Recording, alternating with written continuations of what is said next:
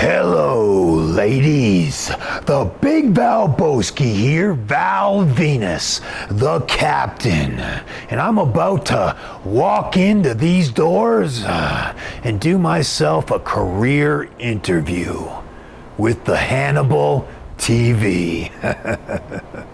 This is Hannibal from thehannibaltv.com, and we are here with WWE legend Val Venis, who was also a wrestler, of course, in Mexico and Japan and other places that we're going to get into. And right now he works mainly in the marijuana industry. How are you doing today, sir? Doing well, man. Doing well. How are you doing? I'm doing excellent. And I guess you live out here in Phoenix now? I do live here in the Valley of the Sun, Phoenix, Arizona. How do you like it compared to cold Canada? Canada is beautiful, man. I love Canada, no question. Down here you got lower taxes and you got the sun shining all day long every day. So there's definitely some, there's like a magnet down here in Phoenix, Arizona for me. But yeah, I miss Canada. Don't miss the taxation, but I miss Canada. Were you a wrestling fan growing up? Absolutely, yeah. I loved wrestling growing up. Going back to the Hulk Hogan, Ric Flair days. Even when I was a kid watching Hulk Hogan defeat Iron Sheik to win that title. I was a little kid at that point in time. Yeah, so I've been a huge fan of professional wrestling all my life. And I guess you grew up, somewhere around the Oakville, Peterborough area. Yeah, I was born in Oakville. Actually, Mississauga, but we lived in Oakville when I was born. And then we moved to Markham during my teen years. And then after that, moved to Peterborough, Ontario, Canada. And that's where my family is currently at, still in Peterborough. And I heard you used to race motorcycles a little bit in your younger days. Yeah, I raced motocross pretty much all of my younger life, right up until I was about 18, 19 years old. And then took off, left Canada, and started wrestling. And I understand you were trained by the Missing Link. I was trained by the Missing Link and his son, Jason Sterling. How did you end up running into them? So it was one of those things where, I was wrestling all through high school and whatnot. And there was I guess Jason Sterling was teaching for another small school in Hamilton, Ontario that had started up, and I can't remember the name of the guy that started that school. I was only there for a very short period of time before Jason's dad opened a school. Or I guess Jason and his dad had opened the school, and so I started training with those two, and that's really where I got my start. I read Jason's dad's book, and it was a pretty interesting book. He actually was into marijuana a lot, from what I understand. Was he into it in those days as well? Because I know he went through periods where he was off. So when it comes to the Missing Link being into marijuana, I heard the stories back then. He used marijuana almost religiously at many points throughout his life. At that point in time, marijuana wasn't even on my radar. I was anti as anti could possibly be. I didn't know anything about marijuana other than the lies that I was indoctrinated to believe through the education system and the media. And he was also a guy, I don't know if you ever heard this, he liked nudist colonies. I don't know if you ever heard those stories. Yes, the Missing Link and his nudist colonies. He did like those nudist camps, let me tell you. I heard plenty of stories about them over the years, that's for sure. Do you have any stories about him himself that people may not know that used to be fans of him? Not really. Dewey was very much... it's hard to explain. Dewey was kind of an enigma, I guess, in the school. We didn't really know a whole lot about him. He would come out into the backyard and teach us a few things here and there, but for the most part it was his son Jason that was doing most of the technical stuff when it came to teaching professional wrestling.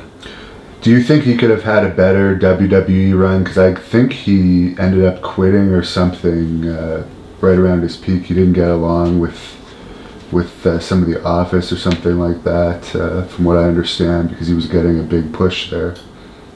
Yeah, I don't know the ins and outs of the story that happened with Dewey and WWF at the time.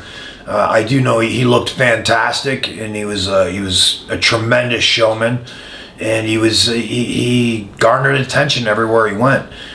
One of those guys that was always in shape, even up till the day he passed. And so could he have had a much better career? Probably, absolutely. I believe that. Dewey Robertson was definitely the type of guy that I think Vince McMahon fell in love with, character-wise.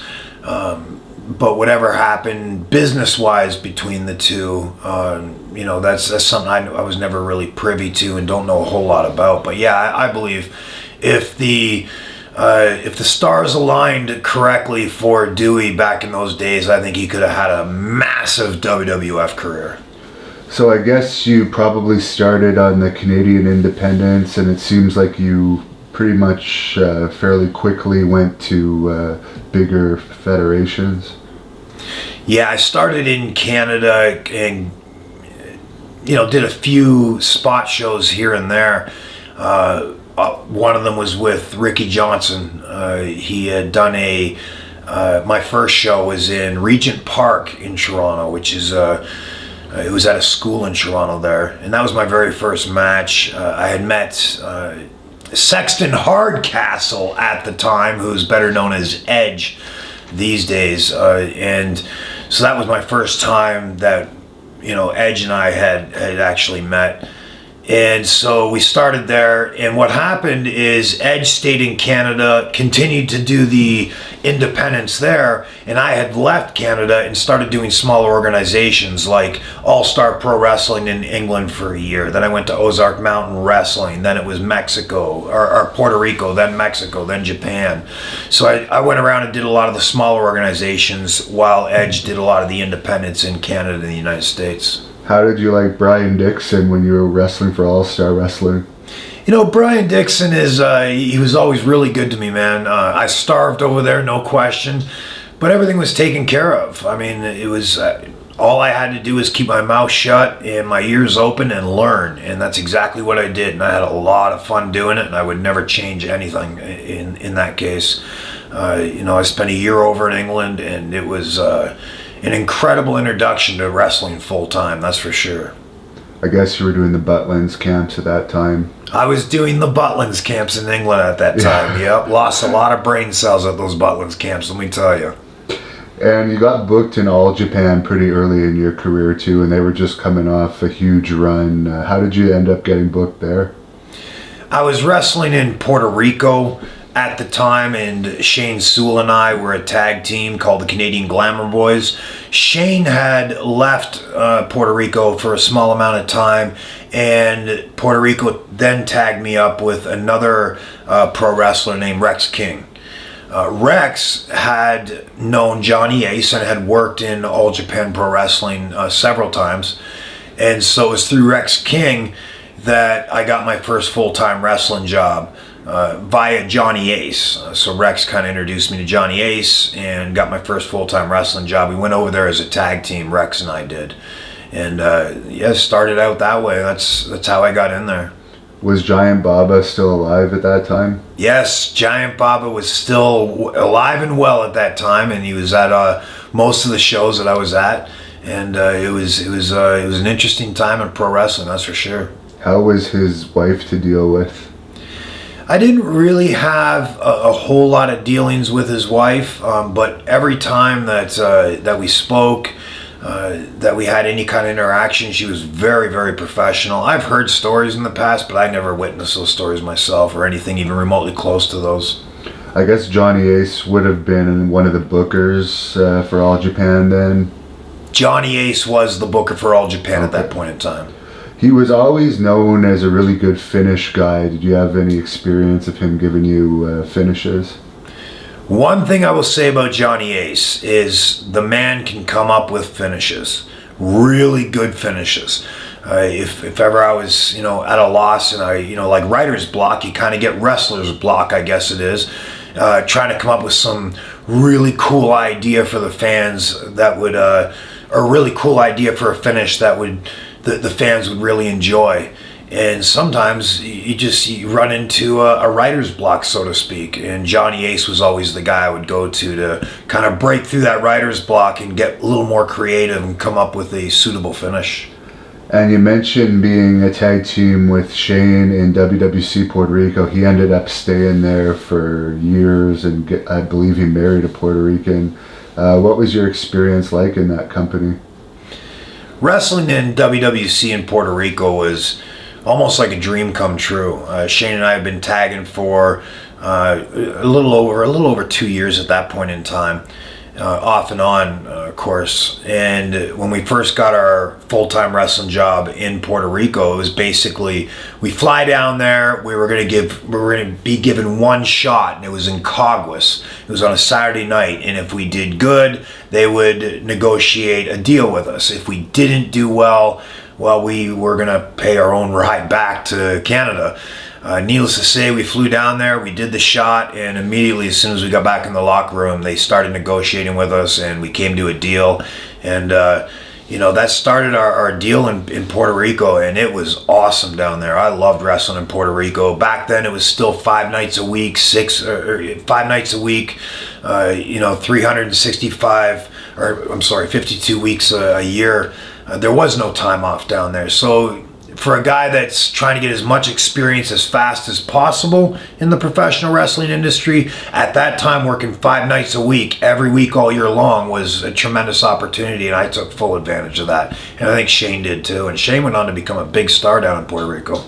Yes, that's for sure. I was actually down there a bit after you were down there, and you were had the legendary status down there as well. Did you ever have any pay issues working for Carlos? Did I have pay issues working for Carlos? Plenty. And you ended up debuting in CMLL with the Steel gimmick. Is that a gimmick you came up with? The Steel gimmick was, I believe, created by Paco Alonso down in Mexico City. Paco Alonso was the main man at Arena Mexico, and they offered me that mask, and I took one look at that mask, and I said, that's a badass mask. Hell yeah, I'll take that job. And hence the Steel character was born. How was Mexico compared to Puerto Rico, like the environment of living there as far as crime and like the quality of life as a wrestler? In Puerto Rico and in Mexico, I think in terms of what's different, definitely the wrestling's different. Puerto Rico's a lot more Americanized. Mexico's more like a gymnastics show, really. It's in characters as well. It's Mexico, to me, wrestling-wise, is completely different compared to Puerto Rico when it comes to living there and the quality of life. I love both Puerto Rico and Mexico. I always heard about massive crime rates in Mexico City, and yeah, there's definitely crime down there. We're talking about, 22 million people living in that city. It's one of the largest cities in the world, so crime's to be expected, but it's not like you walk out your door and you see crime. In fact, I was down there almost 2 years and never really saw any other crime other than watching cops pull people over and extort them for going 5 miles an hour over the speeding limit. That's the only crime I saw was state-sanctioned crime. Is there crime down there? Obviously there is. There's lots of crime down there, but the quality of life and the fact that people need to worry more in Mexico than in other cities, I don't believe that's true. I think it's all media hoopla. And is it true you actually learned how to speak Spanish while wrestling for these companies? I learned to speak Spanish more in Mexico than I did in Puerto Rico. In Puerto Rico, they're Americanized, and a lot of people speak English. And when you're not forced to learn Spanish, you just learn the basics, basically. When I got to Mexico, it was more of a necessity to learn Spanish. And one thing I will say about this, when you're forced to learn a language, the learning aspect of learning that language becomes a lot easier. I don't know why, I can't explain it. When I was in Puerto Rico, I had a desire to want to learn Spanish, but maybe it's that easy, you can't figure this out, so you just speak English. And of course, a lot of Puerto Ricans speak English, so they can respond in English. In Mexico, it's for the most part of Mexico City, it's Spanish, that's it. And I I don't know what triggers inside the brain, but when you're forced to learn a language, it's really easy to learn it. When did you first start having contact with WWE? Started having contact with WWE through Victor Quinones and Bruce Pritchard at the time. And, we talked a few times. I was in Mexico when I finally got the call to come up and do a tryout match up in Des Moines, Iowa. And so flew up to Des Moines, Iowa, did the tryout match, and then went back to Mexico. And then I got another call shortly after that asking if I was interested in doing the Val Venis character. And you didn't have to twist my arm to take on that Val Venis character, I can tell you that much. And just before we get into that, Victor Quinones, I knew him from IWA Puerto Rico. I know he had some connections with WWE, but at that time, what was his job with WWE? So Victor Quinones was a businessman. He worked for himself. He was more of a scout, I guess you could say, for WWE. And him and Bruce Pritchard had some business dealings. Victor Quinones had his fingers in a lot of different organizations, CMLL, a couple different organizations in Japan as well. And then, of course, he had his connections in WWE, one of them being Bruce Pritchard as well. And so Victor Quinones was a great asset in terms of making other connections around the world. And like I said, he was a businessman. He was always straight up, and he was a guy that you could trust. So they came to you with this Val Venis character. Was it a standard 3-year contract, or did they have longer plans for you since they already had a character in mind? We did the standard 3-year contract for my very first contract, and then went on to 5 years after that. Okay. So how did they approach you with this character? I was in Mexico City. It was about 7 o'clock in the morning, and the phone rang, and I picked it up, and it was Vince McMahon on the other side. And he was in the room with Vince Russo, and he basically said, hey, we have this character, the name is Val Venis, and he spelled the last name Venis, and he said that Val Venis is a former film star turned pro wrestler. Now in my head I'm thinking, former film star turned pro wrestler, that's kind of like Jesse Ventura, the Hollywood Ventura thing. It's already been done. It was kind of one of those things where I was like, I'm already going to turn this down. And then when he said Val Venis is actually an adult film star turned pro wrestler, it was like, ka-king, twist my arm, I'm taking it right there. And Vince was telling me at the time, think about this for 24 hours just to make sure you feel comfortable doing this character, because if you don't feel comfortable doing the character, it's just not going to work. Well, I didn't need 24 hours to take on that character. I felt totally comfortable doing that character, and was definitely looking forward to it the second he mentioned it to me. And for the vignettes, there was a lot of vignettes before you made your debut. Were those all filmed in one block of time, or did they do those over several weeks? We did all the vignettes in 2 days. I was still, under contract in Mexico basically, and had to finish up there. And so we had 2 days. We cranked out all the vignettes, and then I went down to Mexico while the vignettes played up in the States, and I went back down to Mexico to continue working. Yeah, Jenna Jameson she was in one of those vignettes. Jenna Jameson's a hot bird. There's no question about that. She was very professional there. A lot of people want these crazy stories and stuff, but she came in. She was very professional. We did our job, and then went and did our own thing after that. What was the initial fan reaction you were getting when you debuted with that character? Because you were a heel, but the vignettes were pretty entertaining, so there's a lot of people that liked the character, from what I recall. The character did not pan out the way we expected it to at the beginning.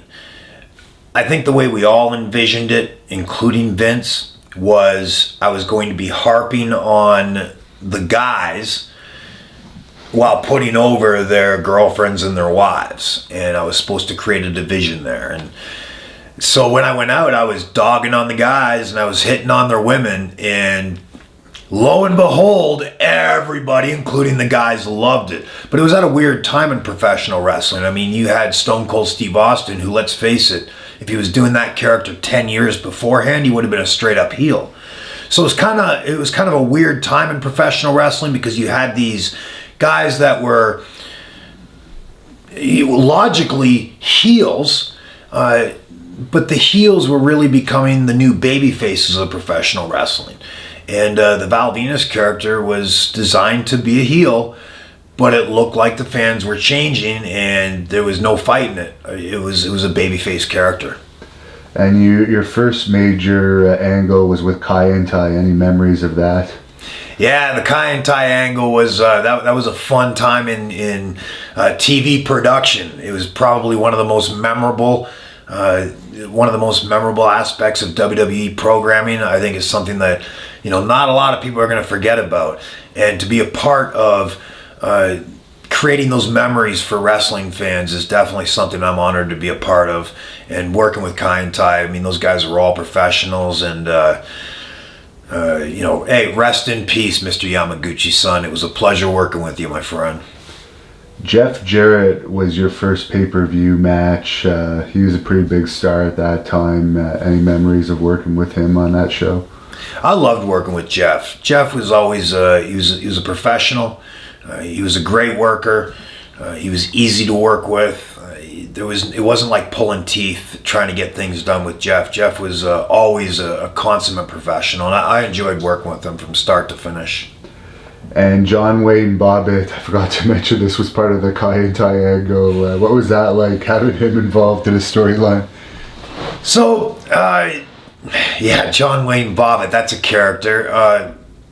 Probably, I just got to say this, John Wayne Bobbitt is hands down probably one of the dumbest men I've ever met in my life. I don't really understand him. And, it's one of those things where he makes a lot of dick jokes non-stop, 24/7. It's one of those things where at first it's kind of funny, then it just kind of gets obnoxious, then it kind of gets to the point where you're just like, is this guy really alive? It's one of those things I don't understand the guy, I really don't. Working with him, I'm glad it was very short-lived working with him, and nothing really against the guy on a personal level, but the less I can talk to that man, the better it was for me. I guess you weren't traveling to shows with him then? No, I was not traveling to shows with John Wayne Bobbitt. So you also worked with Dustin Rhodes when he was Goldust. How was that? Working with Goldust was awesome. It was one of the highlights of my career. I learned a lot working with Goldust, a lot of things I never really thought about before in terms of slowing down inside the ring. He really helped me. I just have a natural desire to want to rush through different things and speed through things in the ring, and it's just the way I am as a natural human being, and it's something I constantly have to remind myself when I'm in the ring to, hey, slow down, let this sink in a little bit. And Dustin was somebody that, just watching him work and working with him at the same time, I watched how he slowed things down where it really made different parts of the match even better. And when you can see that happening, for some reason, it makes it easier to be able to control that urge to want to pick up the pace in the ring when you really need to slow it down a notch or two. And you did a little angle with his then wife, Terry Reynolds. Was that awkward at all, or was it all just a job for you? It was all just a job for me. Terry Reynolds is a beautiful woman. And she was very professional to work with. Both Dustin and Terry Reynolds were very, very professional. What do you think about Dustin having a main event match at this upcoming All Elite Wrestling first pay-per-view against Cody? All Elite Wrestling. I don't know a whole lot about it. I will say this. When I found out that Dustin was going to be working his brother at AEW, I became intrigued. It's something that I think it'd be a good kickoff. for that company. I don't know a whole lot about what's happening between AEW and WWE, if there's heat there or what's going on. But hey, you know, watching Cody go from being a rookie in WWE to then becoming a veteran in WWE to then really taking his career to new heights on the independents after leaving WWE and then becoming a promoter himself, it's going to make for one hell of a life story once he's retired, that's for sure. I wish Cody all the best. The guy's a smart dude, and I think if he keeps his head on straight and keeps focused, I think he could be one of those guys that gives Vince a run for his money. I don't think anybody should discount Cody Rhodes. And apparently there is a bit of heat because WWE recently pulled Undertaker and Kurt Angle from the autograph session Starcast that's associated with AEW, I guess, due to seeing AEW as competition. And just before I get off that subject, would you ever consider being an agent or anything like that for a company like that that's only going to run, from what I understand from talking to Jim Ross, once a week? Would I be an agent? Would I consider being an agent for AEW? Yeah, absolutely. You know, it's one of those things where, you know, the wrestling business is in my blood. It's always going to be there.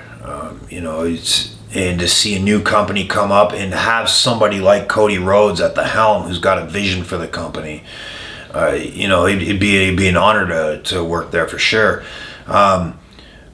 One thing I do want to take a look at as I go in and really find out what's going on with AEW. Like I said, I really don't know a whole lot about how AEW is being brought up, but just looking at past companies and analyzing those past companies and really what their downfalls were. And, you know, I could be wrong, but just from analyzing those, I would say the downfalls of past companies are there are too many heads pulling in the companies in different directions. And with WWE, you have one man, you have one vision, and that's Vince McMahon. And when you have that one vision for the company, and you have Vince McMahon saying, you either jump on this moving train and you help Vince McMahon reach his vision, or you step off the train, that really creates a vision that is focused for a company.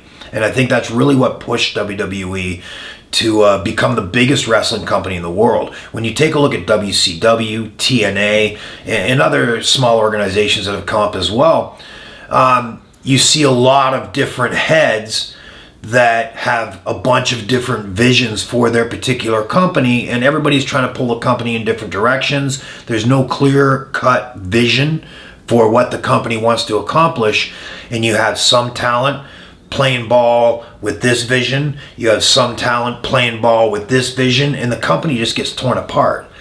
And I see that happen over and over and over again. And like I said, with WWE, it was one man, one vision, and you help that one man reach that vision or you step off the train. And if AEW can have one man, Cody Rhodes, and have his vision and have everyone else coming behind to make that vision a reality, you could probably have a very successful company. If the company falls back into the rut that other companies have fallen back into, where they bring other people that have been prominent in the business into the company, but they've been so prominent that they let them lead storylines in whatever direction they want, you're going to have more heads pulling the company in different directions and no clear-cut vision. And I think that's a big downfall for pro wrestling companies. And you worked a lot with The Godfather as a tag team partner in your WWE run. Any thoughts on him? Working with The Godfather is a blessing. I love Godfather. He's probably one of my favorite guys in the locker room. I loved working with him. It was like a night off every night working with him. He was a lot of fun to hang out with. He wasn't one of those, crazy party guys either. So, I just hang out with Godfather and chill, and nobody gets in trouble. We all get to the gym in the morning, work out hard, and So yeah, Godfather's definitely one of the guys that I'll always look up to in pro wrestling for sure. And you feuded with Ken Shamrock. A lot of people remember that feud. How was he to be in the ring with? Working with Ken Shamrock was it was intense. Let's face it, the guy's probably one of the most intense guys to ever step into a WWE ring. There are other real intense guys as well, but Shamrock, he was off the charts intense. And of course, working him, you could just probably the most intense that I have ever become inside the ring as well. There's something about a man's intensity that is over the top intense, and it just kind of rubs off on you. And I think it elevated my game a little bit to a higher level than it did prior to working with Ken Shamrock, and really taught me how to control intensity as well. Sometimes wrestling becomes so intense that you can kind of get off the path of what you're trying to accomplish inside the ring at that point in time. Working with Ken Shamrock, even though my intensity would go through the roof, working with Ken Shamrock, it was in a very controlled manner, which is something I'm pretty sure I lacked before working with Ken Shamrock. So if I could take anything away and make a solid claim right now of what I came away with working with Ken Shamrock, it was acquiring the skill of controlling intensity. Did you enjoy the angle you did with Ryan Shamrock? I absolutely enjoyed the angle I did with Ryan Shamrock. Ryan Shamrock was a phenomenal woman, beautiful.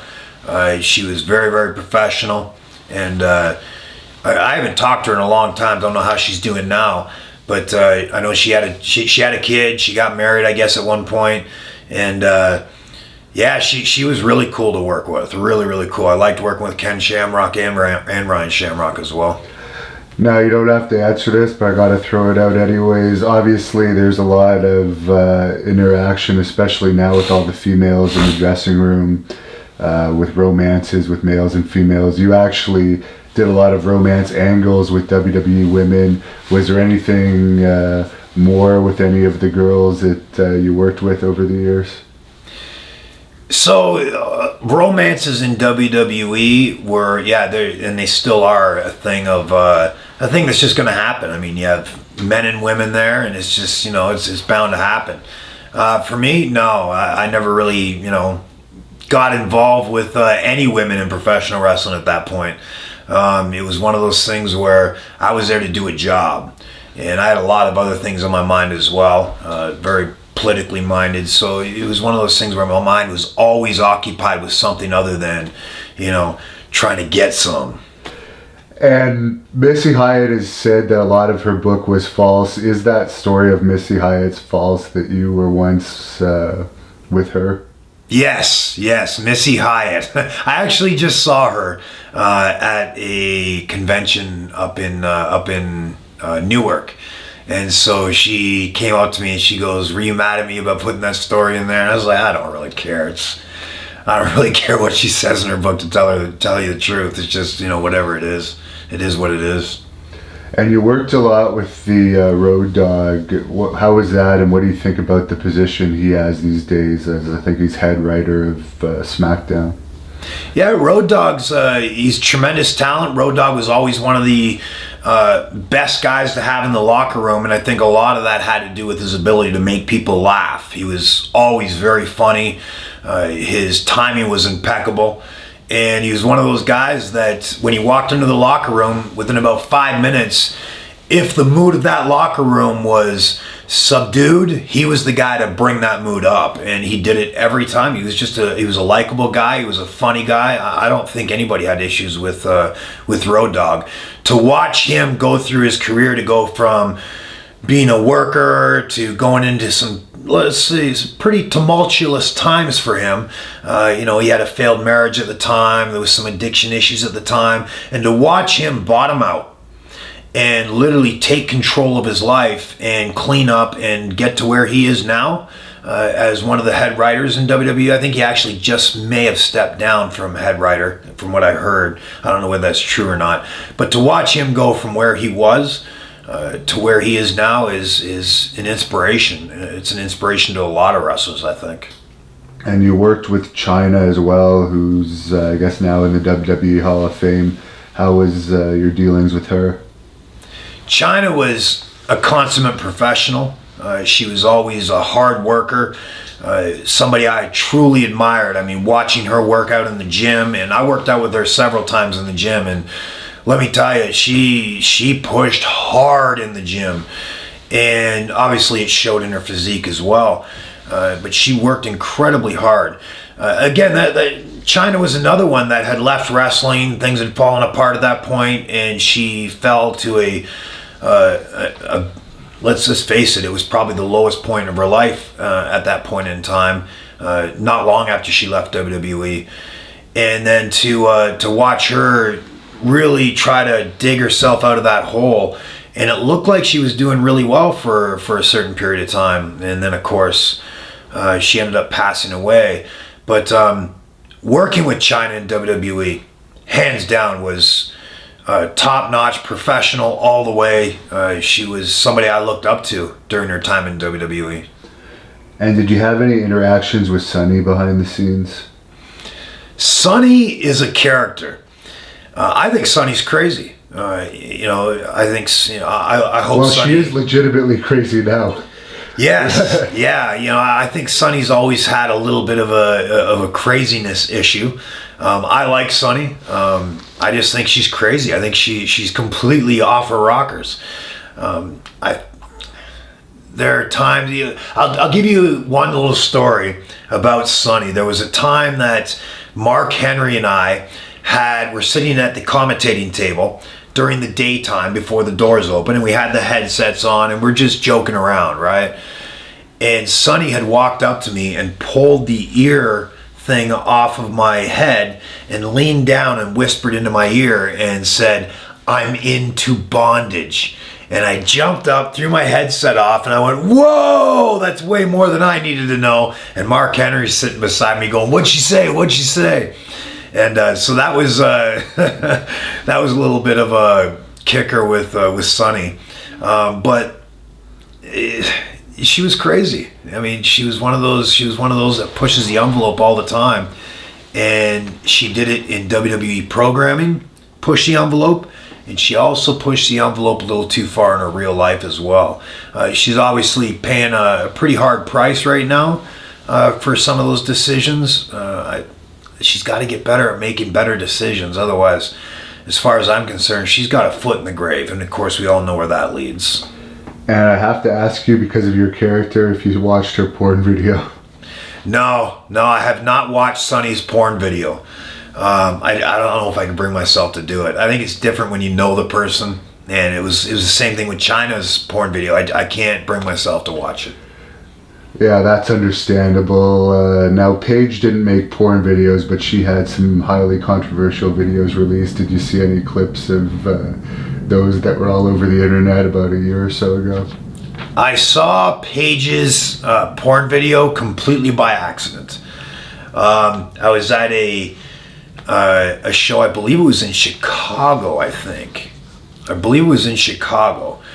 and I walked into the locker room, and sure enough, there's a laptop open with that video playing, and I went, whoa! And yeah, so I accidentally viewed about maybe 6 or 7 seconds of that video. It was one of those things where I stopped and I looked at it, and I'm guessing about 5, 6, 7 seconds, maybe, I don't know, maybe even 10 seconds. I kind of shook my head and realized, oh shoot, I'm watching this, and turned around and walked away. But yeah, I did actually get a glimpse of it.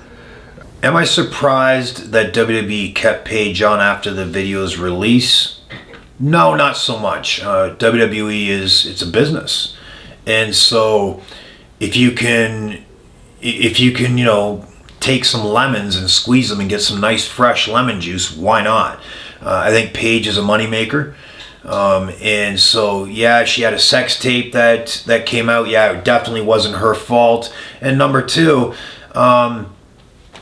if she's making money for the company, keep her. That's what the company's there to make money. If the company's not making money, people don't have jobs. If people don't have jobs, they don't have a roof over their head. So, when WWE looks at, certain talent, if you're making that company money, yeah, definitely firing somebody over a sex tape when you're making that company money is I don't think would be a wise decision. And you worked a lot with The Rock, who I guess a lot of people would say is the most successful wrestler of all time. What was it like being in the ring with him? Being in the ring with The Rock was a lot of fun. It was like another night off. Let's face it, Rock's not the greatest wrestler in the world. When I say it's a night off working with The Rock, it's because he does most of the work, and most of his work is stick work. And so to get in there with Rock, it wasn't like he's a really great wrestler. He knows very basic moves, but he knows how to do those things well. And so it was always a night off working with The Rock, and it was an honor to work with him. It was a pleasure to work with him, and if that guy could have a good match with pretty much anybody, and it was an honor working with The Rock. How did you find him behind the scenes? What you see with Rock on TV is basically him amplified 100 times. Rock's always been a super, super nice guy, very, very professional, probably one of the most professional guys that I've ever seen in the locker room, and a go-getter. The guy is nonstop. He's constantly working. And that's really one of the main ingredients to success is you don't stop moving. You keep your goals focused, and every decision you make all day long throughout life should be decisions made that will help you obtain your ultimate goal. And Rock was one of the guys that did that day in and day out all day long. He kept moving. He kept making decisions every day, all day long, even little decisions, in ways that would propel him towards his goals. And that's something I think a lot of people can learn from is his tenacity towards constantly trying to achieve goals. And how was working with Mankind? Mankind, he's a character, let me tell you. Mankind was another really easy guy to work. Super easy to work in the ring. Really doesn't do a whole lot of wrestling in the ring. A lot of storytelling, which is a lot of fun to engage in. A lot of comedy as well. Had a lot of fun working with Mick Foley. He is a Democrat though, and so I don't think he's very political, but he is a Democrat, and so that's a negative. That's a negative against you, Mick Foley. Negative. And Steve Austin, you're well remembered for your matches with him, and you fought him on the SmackDown main event on one of the episodes of SmackDown when it was hitting ratings peaks. Any memories of working with him? Yeah, working with Austin was a challenge in intensity once again. It goes back to the intensity of Chris Benoit. If it came to matching someone's intensity with Chris Benoit, definitely Stone Cold Steve Austin would be up there. Getting in the ring with Steve Austin was a test in cardio. It was one of those things where even with Benoit, for some reason, I would never blow up working with Benoit, even though we would be going 100 miles an hour. With Austin, for some reason, it was one of those things where by the end of the match, I was blown sky high. And I loved working Austin. The intensity was there. I don't think the intensity was any more than it would be with Chris Benoit, but for some reason, I always seemed a lot more blown up by the time I was done a match with Austin. I don't know whether it had a lot more to do with facials and expressions inside the ring combined with professional. I'm not sure exactly why I was blown up more with Austin than I was with Benoit, but there was a significant difference in how much energy I was using working with Austin than I was working with Benoit. And I've heard Steve didn't have a big ego for the star that he was in those days. Is that true from what you experienced? Yeah, I don't think Steve had too much of an ego at all.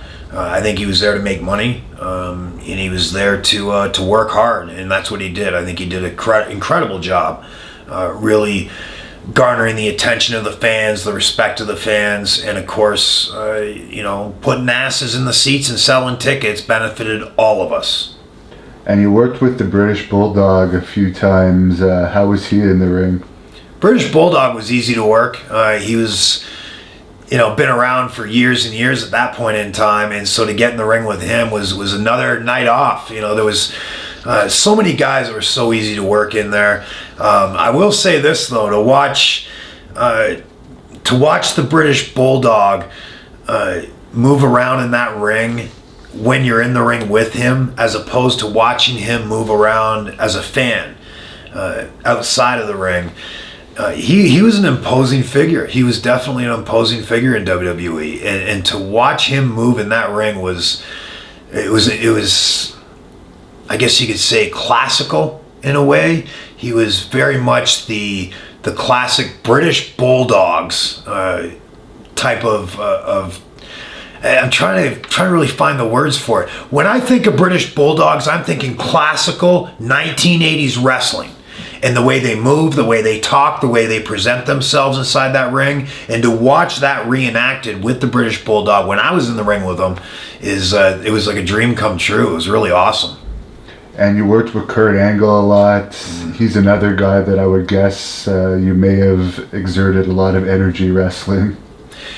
With Kurt Angle, you would be surprised. That's another guy. So right now, you've mentioned three guys that I would consider the three top most intense guys in WWE. You got Chris Benoit, Steve Austin, and of course now Kurt Angle.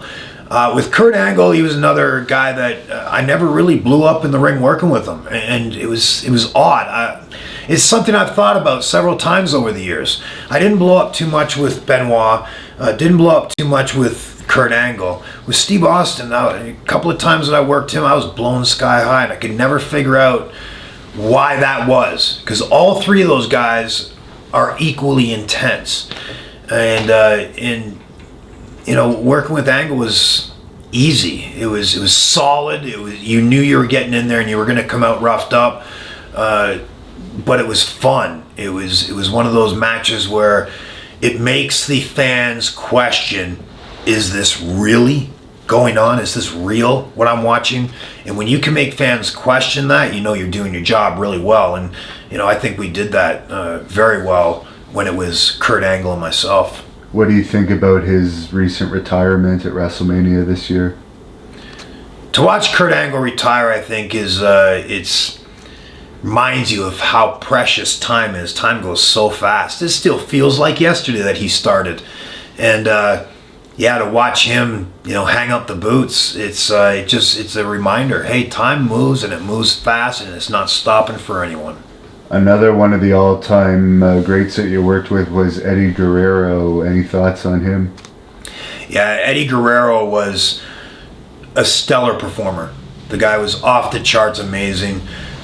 We had some tremendous matches over the years, and he was one of the guys I got into the ring with, and even before that match was over, I was already looking forward to getting into the ring with that guy again.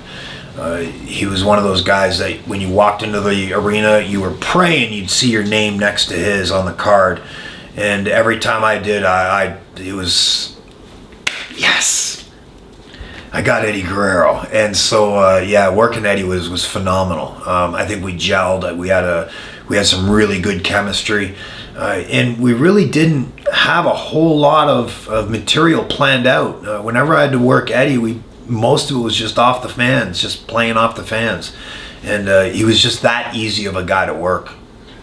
And a lot of people enjoyed when you were working with Trish Stratus, with her as your manager. How was that, and do you think they could have gone longer with that? Working with Trish was an honor. I remember when Trish first came into WWE, and she was a go-getter. She wanted to learn. She was willing to put in the time, and she did it. She became one of the top female wrestlers in WWE history. The time I spent with her was really incredible. It was, she's a beautiful woman, and she garnered attention, and she was always wanting to be a part of whatever was happening in the ring.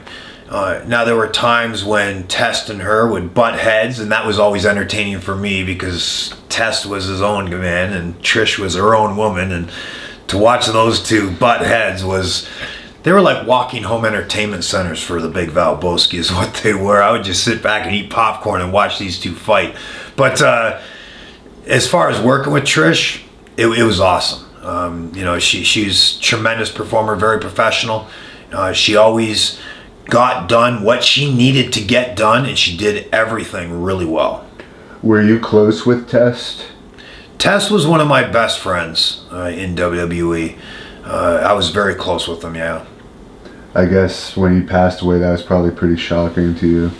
Yeah, when Test passed away, that was a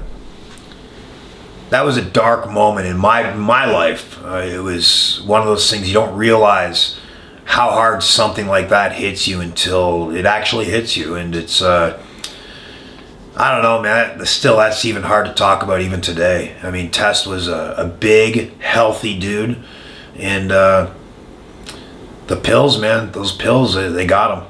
I mean, what else can you say? It is what it is. The pills got him, and it just like they've gotten so many others, and it's always hard. But when it happens to one of your best friends, it's, man, yeah, I mean, you're at a loss for words. And shortly after the Trish Stratus group, you joined the Right to Censor. Is that something you were happy with doing? The Right to Censor would not have been my choice. Not something I particularly enjoyed doing. I understood the political motivations behind it because we did have the Parental Television Council that were lobbying advertisers of WWE Raw to pull their advertising revenue from WWE programming, and that was the PTC. So I understood Vince's idea of mocking the PTC with the RTC, and so politically I understood it, but did I enjoy doing it? Absolutely not. I work hard in that ring. I sweat a lot, and to wear long pants with a shirt and a tie and sweat as much as I do, did not like it at all. And it was getting away from the Val Venis character, which I loved performing the Val Venis character. Yeah, because there was rumors going around that you actually didn't want to do the Val Venis character anymore. I don't know if you probably are aware of that, but so that's false. Yeah, no, I never wanted to stop doing the Val Venis character. I always wanted to do the Val Venis character. I did want to take it in other directions, but the core, excuse me, the core of the Val Venis character I wanted to keep intact. And there were just other storylines that I wanted to pursue. And it seemed like when Vince Russo left, to me, on my end, it felt like the rug got pulled out from the Val Venis character, and it was shortly after that we started moving towards more of a PG company. And you worked with The Undertaker. I'm guessing that was probably one of the highlights of your career. Yeah, working Undertaker was definitely a highlight. I think any pro wrestler, especially coming up through that time, they always had a goal of getting in the ring with The Undertaker. And so, yeah, it was an honor to work with Undertaker, and it's something I cherish. Yeah, he's easy to work, very professional, and something I definitely cherish for the rest of my life.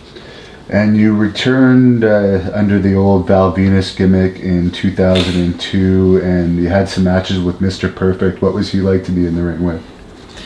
Mr. Perfect was another one of those guys that I would consider one of the top performers in the industry. When he was the Intercontinental Champion years before I was. He was somebody I looked up to. He was one of those technical guys. That's one thing I liked about the IC title is it always seemed to be the very best technical wrestlers that would go for that IC title, and Mr. Perfect was one of those guys. And to get into the ring with a guy that I always looked up to for his wrestling ability, not so much for his character. I really didn't care for the character too much. I thought it was a cool character, but at most that was about it. But his wrestling ability was something I very much admired. And, he was very, very confident in the ring, very confident in executing different moves, great drop kick when he would, send a guy off into the ropes and he'd take that one step up into a 2-foot drop kick, and it just looked so effortless. And he was just one of those guys I always watched and studied and tried to emulate in many different ways. Were you on that flight with him when he had that amateur match with Brock Lesnar? I was not on the flight that saw Brock Lesnar and Curt Hennig get into a little scrap. I was not on that flight. I did hear all the stories, but unfortunately I was not on that flight.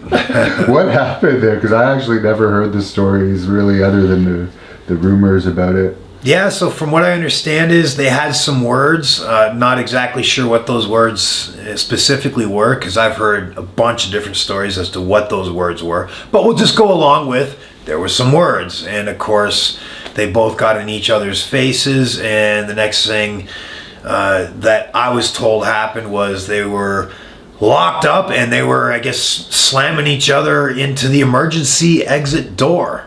And it was a little worrisome for some passengers on that plane for a certain period of time. And I don't know the whole story behind it. As like I said, I've heard a bunch of different stories as to what led up to the ruckus. But yeah, apparently when they were fighting, when they were locking horns, they were smashing into that exit door. I guess an emergency exit door. I guess that was why Hennig got released at that time. But he probably could have gone for a while longer, couldn't he have, with the shape he was in? Yeah, I think Curt Hennig could have gone for several more years. The guy was always in incredible shape, and he was one of those guys that he put in the time, and he always set goals, and he did everything all day long, making decisions that would lead him towards the goals that he set. And so he was just one of those guys that was always in top-notch shape.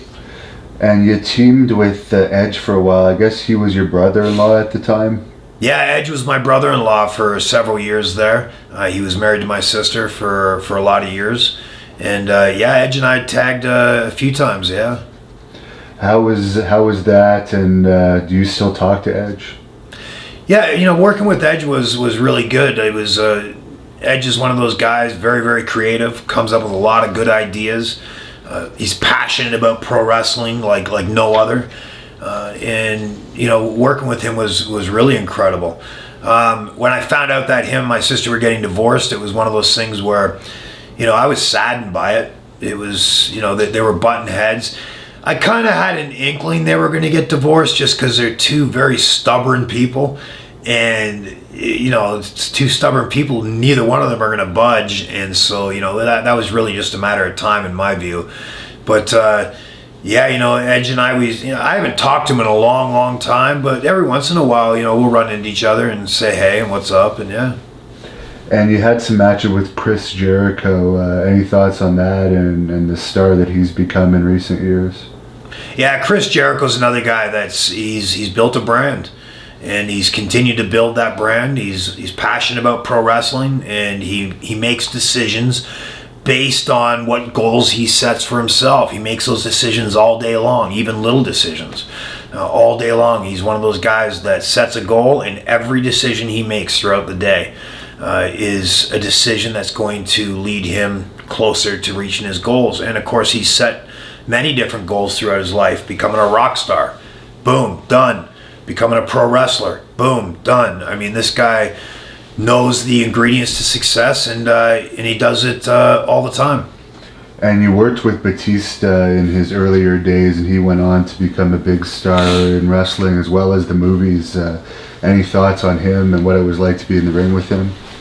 Yeah, Batista was the beast. He was a beast, no question about it. He was he looks like $1 billion. Always a professional dude. Always a guy another guy that's he sets goals and he makes decisions every day, all day long. And those decisions that he makes are going to be based on what's going to lead him to his goals. And you can see how that's worked for him as well. Everything he tries to do, he succeeds in. And to watch him become a huge star in Guardians of the Galaxy and in WWE as well, it's incredible to see these guys really obtain the goals that they set for themselves. And I think, people should really be looking up to people like that. And I remember around the time that you wrestled Batista, I had a WWE tryout at the same time as Bobby Roode, and he told me you had gotten him the tryout. Could you tell us about your relationship with Bobby Roode? Yeah, so Bobby Roode. So I used to work at a bar in Peterborough, Ontario, Canada called the Purple Rooster, and I was a doorman there. Bobby Roode was also a doorman there. Now, when I left, and that's how I knew Bobby, we worked together quite a bit, for quite a while, actually. When I left Canada and started wrestling full-time, I went to England, then it was Arkansas, then it was Puerto Rico, so I was gone for a lot of years. When Shane and I, Shane Sewell, who's my tag partner in Puerto Rico, decided to take a summer off and come back to Canada and get our feet wet in promoting. We had never promoted wrestling shows before, so we decided we were going to try and promote a show up in Bancroft, Ontario, Canada. One of the things we needed was security. So I reached out to Bobby Roode, who I hadn't talked to in a few years at that point. And I said, "Hey, Bobby, are you still working at the bars?" He says, "Yes." I said, "Hey, do you want to get some doormen together and come up and do security at my wrestling show?" And he was like, "Yeah, I can get that done for you." So Bobby kind of became the head security guy for my wrestling show in Bancroft, Ontario, Canada. And we did the wrestling show, and right afterwards, Bobby came up to me and he says, "Hey man, can you teach me how to do this?" And I said, "Well, I'm going to be here for the summer before I got to head back to Puerto Rico, so I'll set the ring up at my dad's house in his backyard, and we'll train you there." And so Bobby came up to my dad's house, and I started training him in the ring there. And he picked it up super fast. Super fast he picked the basics up. I mean, probably one of the fastest guys to pick up the very basics of professional wrestling that I've ever run into. I mean, flat back bumps, the very first time he did it, boom, and he just did it again and again and again. And it was just, picked it up faster than anybody I've ever seen pick it up. And from there, I went back down to Puerto Rico, and I guess he made his way out to, I believe it was Scott D'Amore's, I could be wrong, but I think it was Scott D'Amore's organization at the time, and he continued training under Scott D'Amore's group.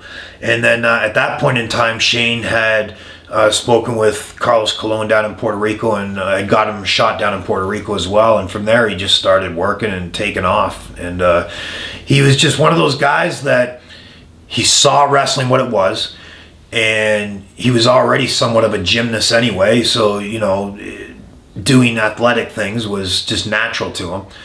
And he picked it up super fast, and he had a passion for it, still has a passion for the business today.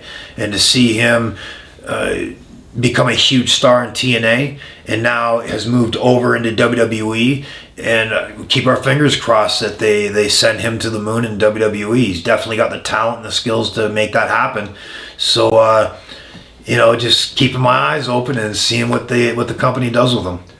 And there's a story online, apparently you got a severe injury from some gym equipment falling on you. Yeah, that was quite a while ago. I was doing some rows on the cable machine, and I guess the bolts, I don't know whether they had a flood in the place or whatever the case it was, but the bolts that had bolted the machine into the ground, I don't know whether they rusted or what over time, but they snapped. And as I was pulling, the whole weight stack was at the top of the weight stack, because I had already pulled the weight, close to my chest here. And when I had it close to the chest, the bolts had snapped, and the whole machine just came straight down on my head, and in the blink of an eye. And it cut my head wide open, really, really messed up my neck pretty bad. And that was a scary time. Did the gym owners take care of you in that situation, I guess? It was one of those things where, it was in Canada. They have a healthcare system up there. I'm not a big, hey, let's go and sue this guy type thing. It was one of those things where, accidents are accidents. I was going to heal, and I'd be fine and move on to it. The gym owner, however, I was obviously going to be out of wrestling and not earning money for several weeks at that point. And at the time I was just get the stitches in, get the swelling down, get back on the road as fast as possible. But it was the gym owner that came to me and said, hey, listen, I pay insurance premiums for this. I said, if you're losing money in wrestling, here's the insurance number, get a lawyer and give that to him. And so that's when I started thinking about it and started thinking, I am losing a lot of money here, taking time off of wrestling. Maybe I should do this. And so we went after the insurance company for the amount of money that I did lose, but nothing more. And you worked an angle with Eric Bischoff, I guess, after you came back from that injury. How was it like working with him? Eric's a professional, man. Eric's a businessman, very, very professional, knowledgeable, and passionate about, doing everything he does extremely well. And to work with Eric was an honor, and is something I would love to work with Eric again going forward in the future at some point in time doing something. I think he's so multifaceted. I think there's a lot of different things that Eric could be useful for going forward for sure. Did he have a lot of heat when he made the jump to WWE? Did Eric have a lot of heat when he made to WWE? Not that I know of. It was one of those things where, when Eric came into WWE, I think it was more of a shock factor at first. Like, whoa, really? The guy that's literally almost put WWE out of business, maybe not out of business, but certainly was, making Vince shaking his boots for several weeks. Bro, it was like 80 some odd weeks he was beating us in ratings. And to see him in WWE now, and then of course you take a step back and you're like, well, this is professional wrestling. It is a business. It is about making money. That's controversy. And controversy creates cash. So it made perfect sense. But yeah, when you're not thinking about the business aspect of it, you're only thinking about the storyline aspect of it. Yeah, you take a step back and you're like, whoa, what's going on here? And then you're thinking, oh yeah, it's just money. Was there ever any WCW offers to you around the time that your first contract with WWE was before? I think it was 3 years you said, so there was a period of time where you possibly could have jumped? Not while I was in WWE. Okay. Before I signed with WWE, I already had the Des Moines, Iowa tryout match booked with WWE several weeks in advance. And before I had the opportunity to perform in front of WWE, I did get the opportunity to perform on the dark match in Nitro in Cincinnati. And so they flew me out of Mexico, WCW did, and I went and did the match. And now Eric says he doesn't remember meeting me, and that may be true. It was back in a time, I had long bleach blonde hair coming out of Mexico at the time, and he had seen so many different talents. Of course, the Val Venis character wasn't even created at that point in time. I was still just known as Sean Morley or Steel from Mexico. In fact, I think I was originally introduced to him as Sean Morley, Steel from Mexico. I believe that's how I was introduced to him. But yeah, we talked a little bit, and then I was basically at the end of that little hoopla of a meeting, I guess. I was told basically, well, I understand you have your meeting with WWE in a few weeks, and the last thing I was told, whatever WWE offers you, at least call us and give us the opportunity to match it. And I never did. I went when I was offered the WWE contract. I took that contract, and I think a lot of that had to do at the time is I probably would have gone back and forth and negotiated. One thing I noticed was with the WWE locker room, there wasn't really any tension in the locker room. The guys were all really cool. Everybody was getting along. Obviously, you have, your talent, having disagreements and whatever, but that's just normal. When I was in the WCW locker room at the time, it seemed very, very cliquish. It seemed like you could cut the tension with a knife. And I felt very uncomfortable in that business environment. And so just sitting, and I remember Jericho was one of the guys that walked up to me after I had done my dark match. I had been introduced to Bischoff and I had come back to the locker room. Jericho came up to me and he goes, "Don't come here, man. Don't come here."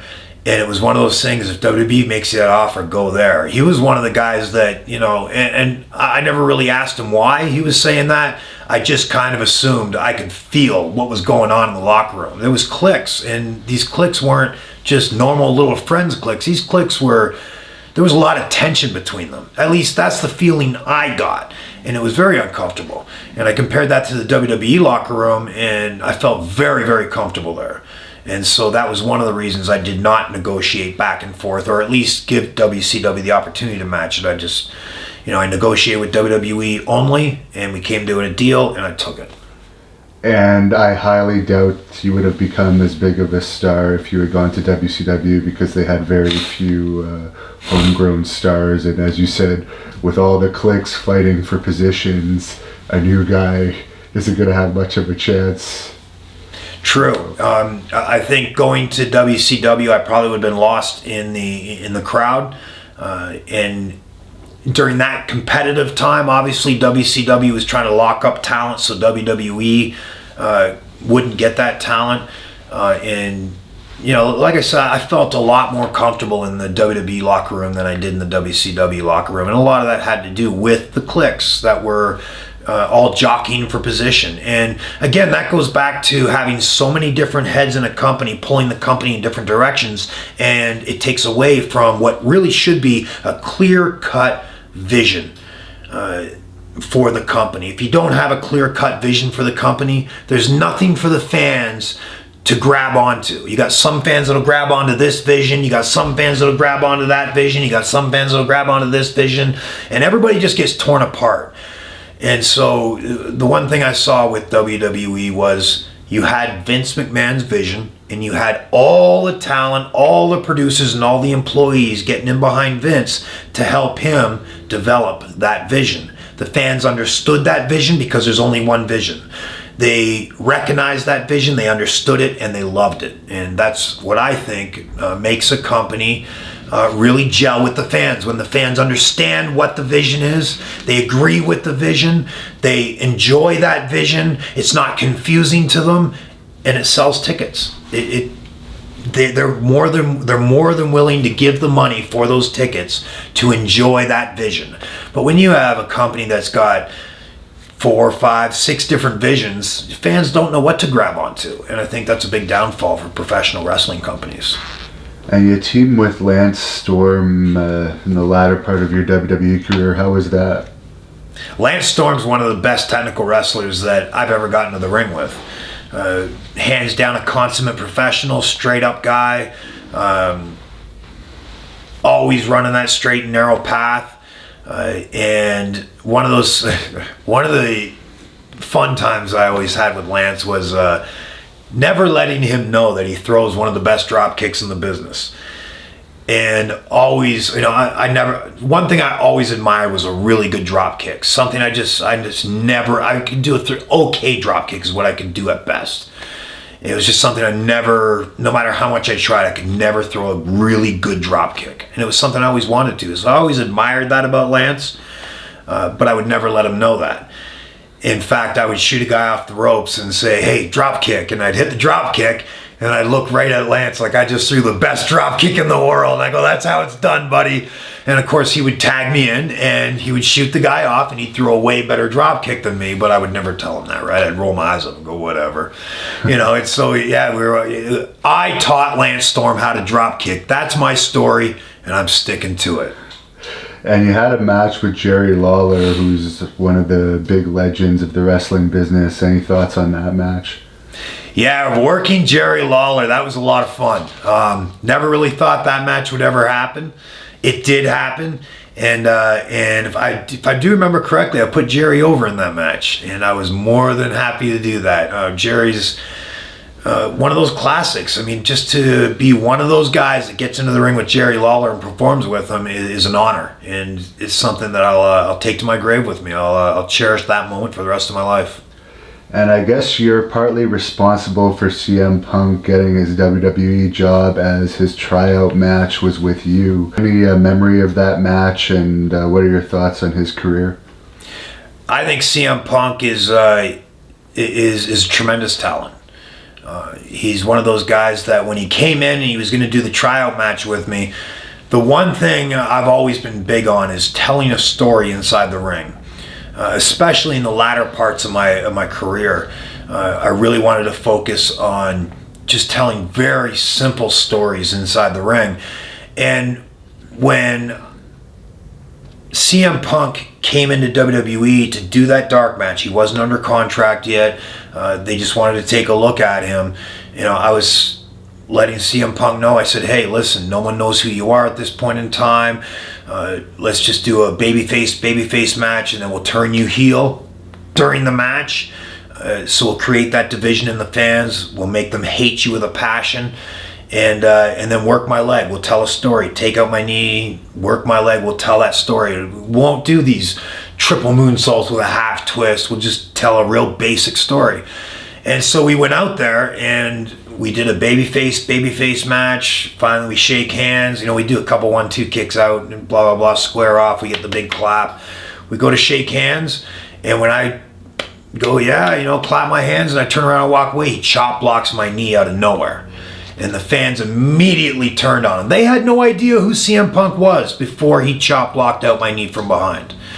And now they hate him like that. And it was one of those things where he went straight into work mode at that point.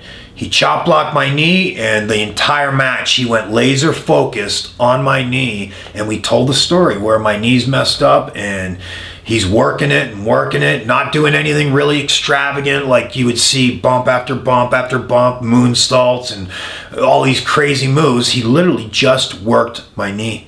And then we made a little comeback. We kept that storyline that my knee was messed up, and the next thing you know,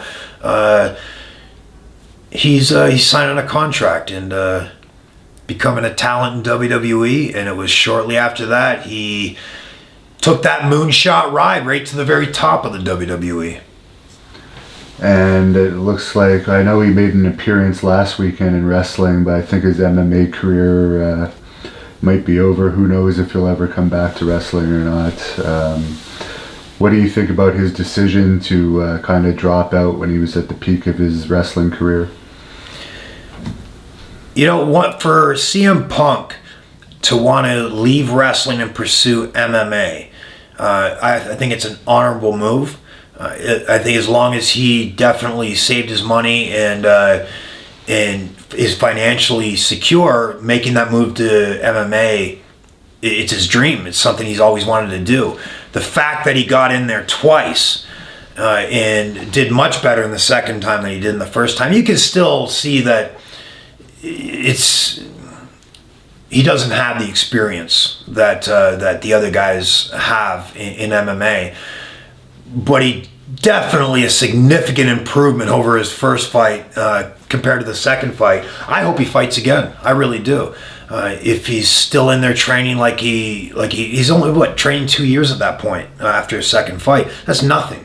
I'd like to see him fight after 5 years. Now some people say, well, there's the age as well. Okay, but is it really about CM Punk winning, or is it about seeing him get better? And of course, as you said, he could fight another older fighter. He doesn't have to fight 20-year-olds. Yeah, absolutely. I think, watching CM Punk fight, I don't think you're looking at CM Punk to fight for a championship match. I just don't think he's got that experience. But to see him fight other people that are in his same age group, or that have maybe a similar type of in-cage experience as he does, and to watch his skills improve, I really think that's something worth watching. That whether he wins or loses, I think is irrelevant when it comes to watching his career. I think just watching the constant improvements would be an inspiration to a lot of people. Now, you had a very successful WWE run over a decade, but when I announced to my fans that I was going to be doing this interview, overwhelmingly they all wanted to know about what your opinion on how you were supposedly misused in the last part of your WWE run. I understand that there's just different roles on the card for everyone, and you were probably paid very well for your last few years, but what are your thoughts on how you were used? So the first several years in WWE, I was very, very happy with the way I was used.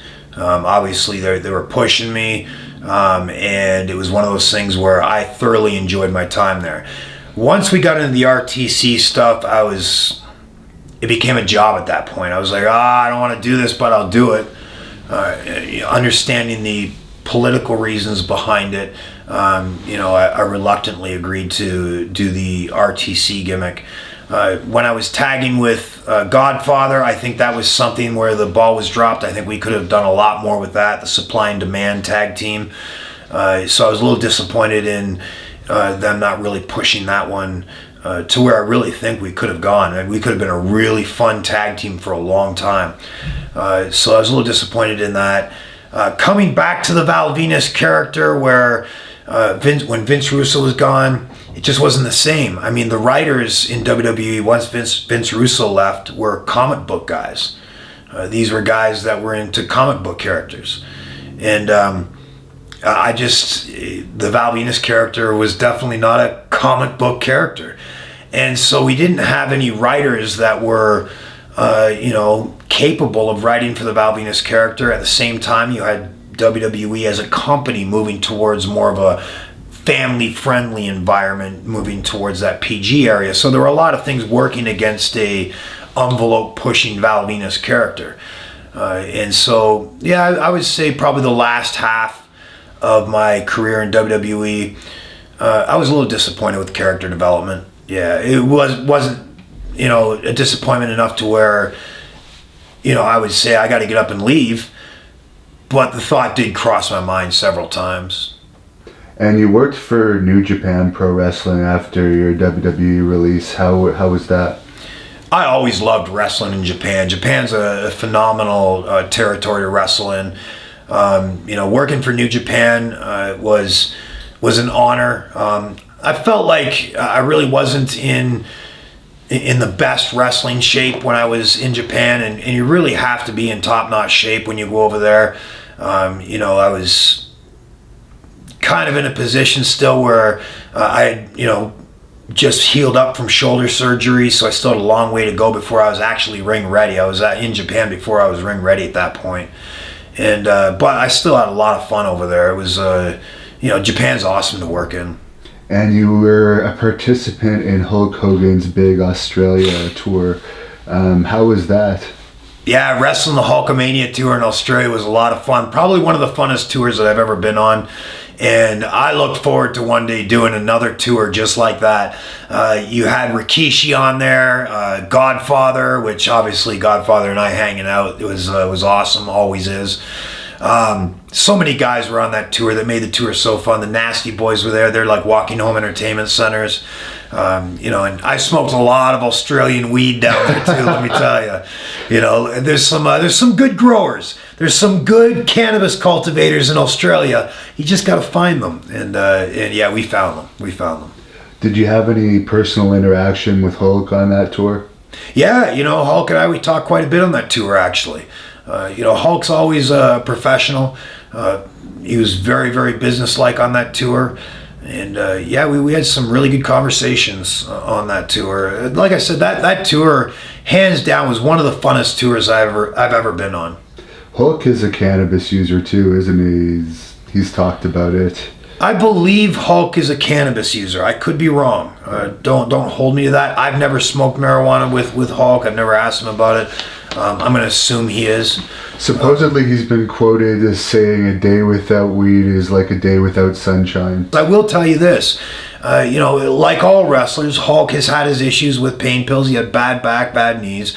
Like a lot of wrestlers, myself included, the pain pill thing is doctors give it to you and it's a prescription, right? You think it's okay. Even though we know the issues with our friends that have gone down that addiction path, it's still when a doctor gives it to you, you think there's something legitimate about it. There's something safe about it. There's nothing safe about it.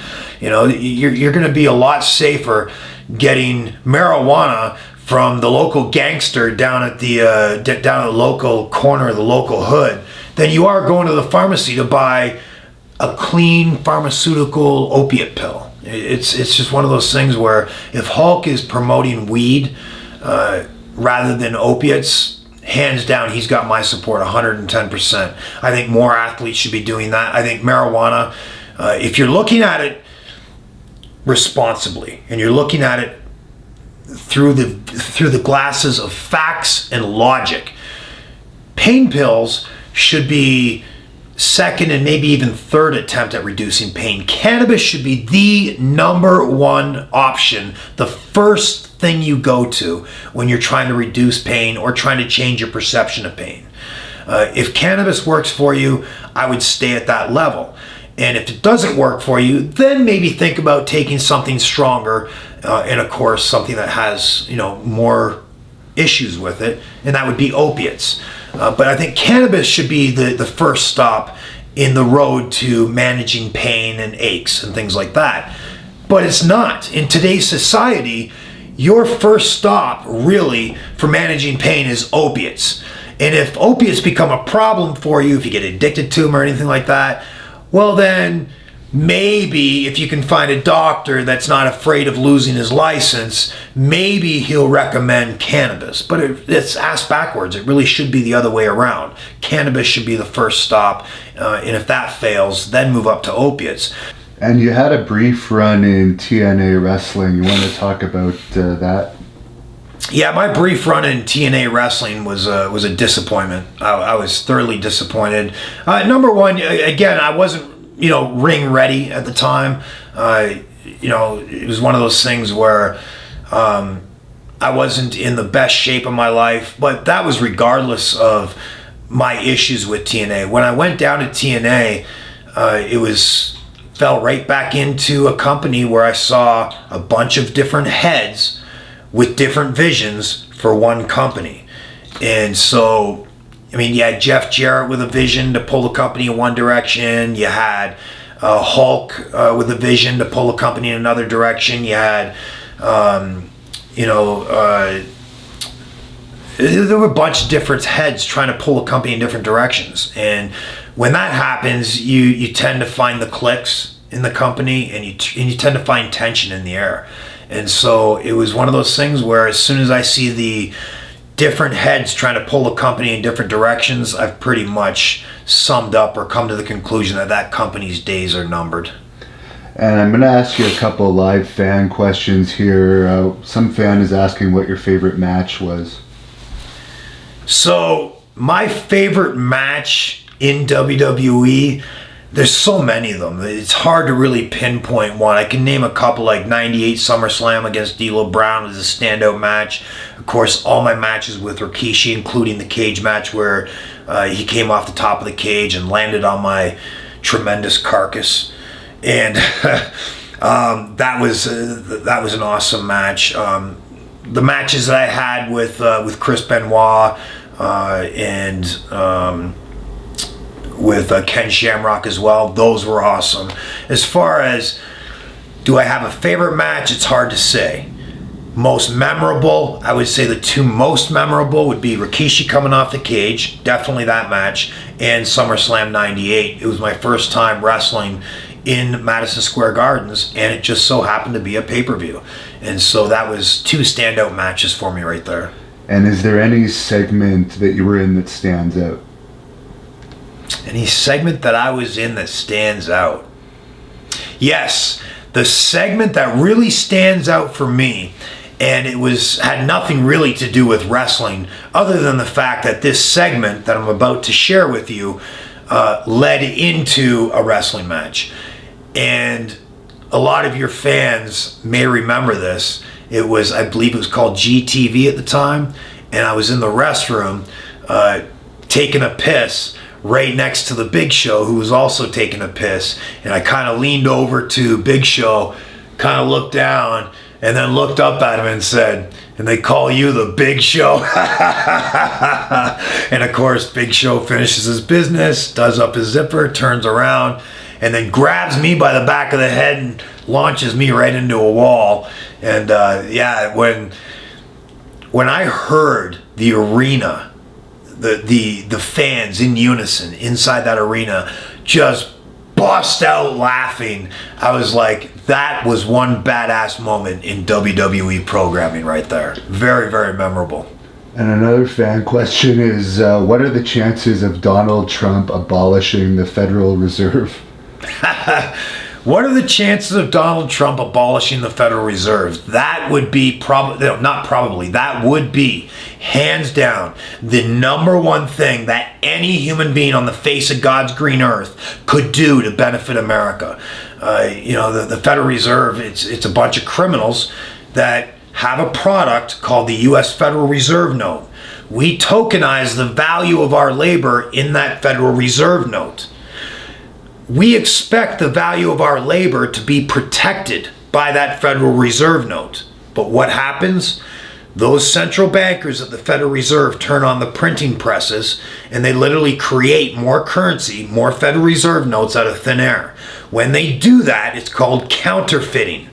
When they do that, the value that you trusted would be protected inside that US dollar, like a ghost, gets sucked out of that US dollar. So what does that mean? Well, it means that it will take more of your US dollars to buy the things that you would have bought with less US dollars the day before. And so where did that value go? The value, literally like a ghost, gets sucked out of the US dollar that you already worked for and gets placed into the new dollars that are being printed by the central bankers. Well, what do they do with that value? They go and they give it to their crony friends in terms of loans, or they go and buy themselves mansions, or the businesses or media companies. So the value that you have protected in that US dollar is literally being stolen from you, and you still see a dollar sitting in front of your face thinking nothing's been stolen. The value of your labor that you placed and trusted would be protected in that US dollar is getting sucked out of that US dollar by central bankers. They're literally stealing it from you. So for Donald Trump to ban the Federal Reserve and abolish them and get rid of them, and have solid money like a Bitcoin, or it'll be some kind of cryptocurrency, or a gold or silver, something where no banker can go and print more of it and steal the value of your labor. I think that's the best thing that could ever happen to America. It's the best thing that could ever happen to anybody that actually works and exchanges their labor for other issues of value. In this case, it would be money. Whether that's Bitcoin or gold or what, as long as it's not Federal Reserve notes that your value that you tokenize in that dollar can be stolen from. When you tokenize the value of your labor in Bitcoin, for example, there's no central banker that can go and print more Bitcoin and steal the value. That value is locked into that Bitcoin. So if a Bitcoin buys you 10 chocolate bars today, it's going to buy you about 10 chocolate bars 1,000 years from now. Inflation becomes almost non-existent with solid money. So for Donald Trump to want to get rid of the Federal Reserve, that's a damn good thing for America and the world. Is there any wrestler that you wanted to wrestle that you never had the opportunity to get in the ring with? A wrestler that I've always wanted to wrestle and never had the opportunity to get into the ring with? Yes. Probably would have to say Ricky the Dragon Steamboat. Definitely. I would love to have worked Ricky the Dragon Steamboat. It's one of those guys that, like a Mr. Perfect, he was glass smooth. He did everything with perfection. He was a hard worker, and definitely one of the guys I would have absolutely loved to have climbed into that ring with and performed with. What's the funniest rib you ever saw pulled in wrestling? The funniest rib I ever saw pulled in pro wrestling? Man, that's a tough question. I can tell you one of the... It's hard for me to say what the funniest rib is, but I can tell you one that happened to me that I will give props for. It was a pretty good rib, and that was when Al Snow had put my cell phone number, on Live Raw on USA Network. He was doing a pre-tape where he was trying to find Pepper. Big Boss Man at the time had stolen his little dog Pepper, and so every week Al Snow was doing a vignette on Raw, if you found Pepper or whatever, he'd cut a promo. And so one day I was walking during the daytime, this is long before Raw starts, I was walking down the back hallway towards the locker room, and I saw Al Snow way down at the end of the hall with the TV crew, and they were going to tape their vignettes. And as I was getting ready to make a right turn to walk into the locker room, I heard Al way down the hallway say to the producer, "No, that is Val's." And so I stopped and I looked down the hall and I said, "Hey Al, what's mine?" And he goes, "Oh, nothing, I'll tell you after." I said, "All right." And I walked into the locker room not thinking anything of it. Later on that evening, the show's on, I go out, I do my match, I come back into the locker room, and there's a monitor in our locker room. Now I'm completely covered in sweat. I'm standing there with my hands on my hips, just waiting to cool down to stop sweating so I can go into the shower, change, and, get ready to move on to the next city. In the monitor, I'm watching Raw live. Kind of half paying attention to it, half not. And I noticed that my cell phone rings in my bag, so I reach down, I pick up my cell phone, and I answer it, and the other person on the other line says, "Is this the phone I called to when I find Pepper?" And I was like, "Who's Pepper? What are you talking about?" And I hung up the phone because they wouldn't answer my question, and I hung up. As soon as I hung up, it rang again. And the second time I answered, it was a lady on the phone that said, "Is this the number I called to find Pepper?" And I'm like, "What? How could they? What the heck? Pepper what?" And then I started listening, and the whole locker room was dead silent.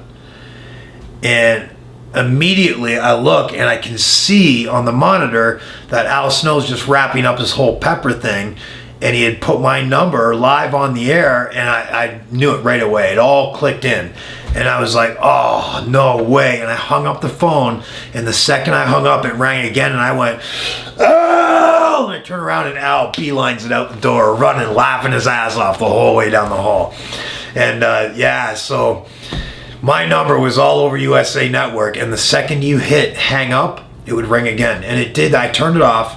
2 hours later, Test and A-Train and I are driving down the road to the next city, and A-Train asked me, "Hey, is your phone still ringing?" And I was like, "Hey, good question, let's find out." And I go and turn it on, and sure enough, as soon as it got reception, this is 2 hours later, as soon as it got reception, it's ringing. My voicemail box was already full. I think at that time it only held 50 emails or something like that. It was already full, and it just rang and rang. I had to get the number changed. The next morning, it was still ringing. It was insane. Really good rib. How hard was it for you to get a job in the marijuana industry? Getting a job in the marijuana industry was difficult. When the dispensaries here in Arizona first started up, it seemed like they were only hiring their friends and their family members, very tight, close-knit people. Understandable. It was a new industry that people were still kind of shaky about here in Arizona. And so it was very, very difficult to get in. So ultimately what we did is I opened up a cannabis vapor lounge, and I opened it up with a business partner. And my goal really was to, get to know some of the dispensary owners and eventually get into the dispensaries. And so I started to meet people. People were coming into our vapor lounge that worked at the dispensaries. I met a couple of the owners as well.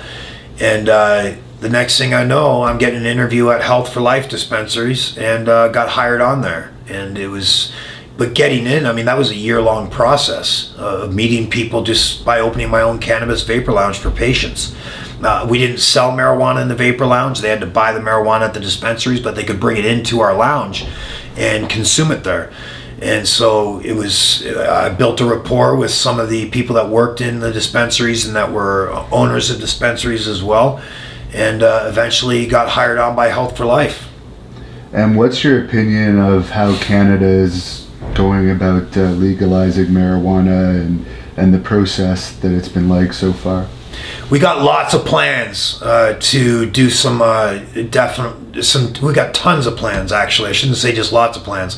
We got tons of plans for cannabis products up in Canada. We got MPX International up there as well. Do I think cannabis legalization in Canada is perfect? Hell no, not even close. I think just by looking at the facts, Canada has carved out a narrow path that people can consume and grow, small amounts of cannabis. But still, if you step 1 foot off that path, it seems like the repercussions are even worse than when cannabis was fully illegal up in Canada.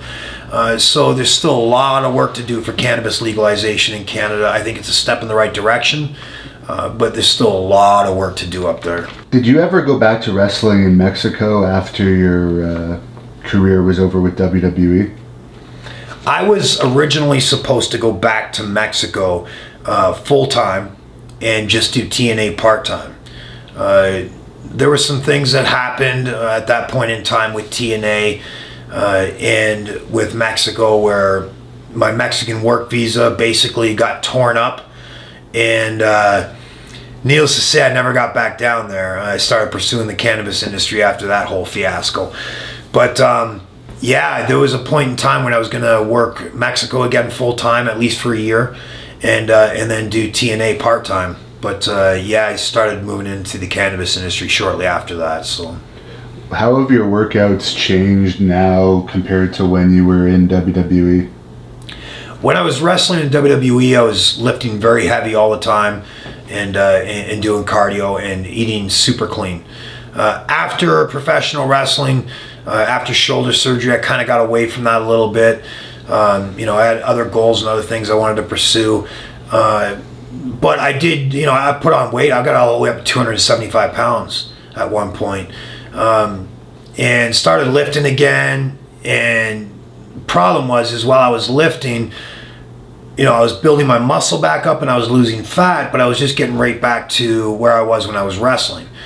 And at the time, I had a goal of running a marathon before I hit age 50. Well, I turned 49 in March, so last November I made the decision, hey, I need to run a marathon. I need to, you know, mark that or check that box off on my to-do list. So last November I decided I got to get down to 210 pounds and run one marathon and then go back up. So I've been, went from 275, I got all the way down to 230, and then I started getting really dizzy because I, you know, hit that pretty quick within a few months.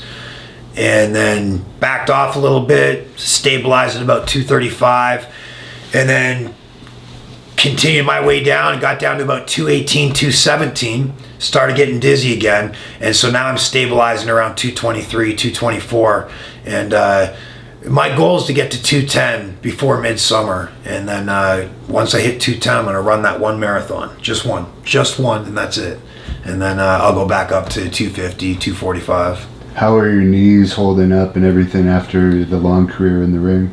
I've been pretty lucky with my knees. I do have a torn ligament in my left knee now, but overall my knees have been, you know, pretty solid. No real substantial issues other than that one torn ligament. It is a big reason as to why, being 49 years old and getting ready to run a one marathon, it is a big reason why I want to come down to 210. Running at, you know, 260, 270, you know, doing a marathon running on my knees at 260, 270 is not a smart idea at all. So that, hence the reason I'm trying to get down to 210. And there was a fan asking on here if you had any funny stories about Andrew Test Martin.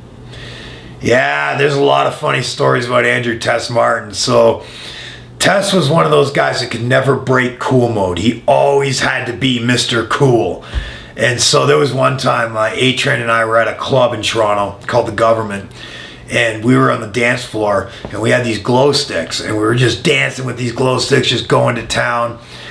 And we're looking up on this balcony, and there's Tess sitting on the balcony with his hands on the rail, with his glasses on, just kind of looking down, like with a smug, cool look on his face, and not dancing.